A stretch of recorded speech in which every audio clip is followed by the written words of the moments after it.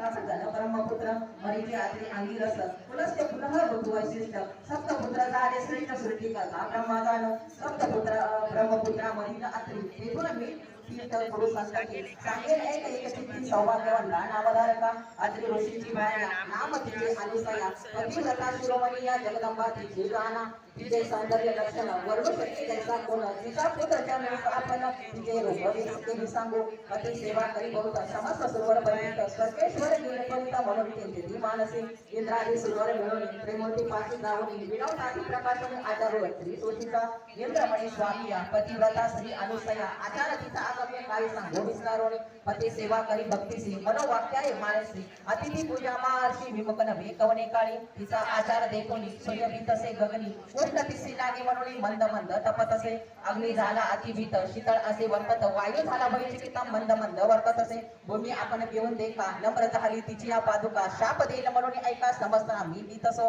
नेलो गेल कवन स्थान कवन देवाचे हिरोन एखाद्या ते वरदेताची जाण तोही आमते मारू शके त्यासी करावा उपाय तू जगन्नाथ महादेव राय जाईल आमचा स्वर्ग ठाय म्हणून तुम्हा सांगू आलो न कराल जरी उपायासी सेवा करू आम्ही तिसी तिच्याद्वारी अहर्निशी राहू चिंता धरोणी ऐसा ऐकून त्रैमूर्ती महाक्रोधे कापती चला जाऊ पाव कैसे सती पतिव्रता म्हणताती परत भंग करुणी तिसी ठेवून येऊ भूमीसी अथवा व्यवस्थलयासी पाठवू म्हणून निघाले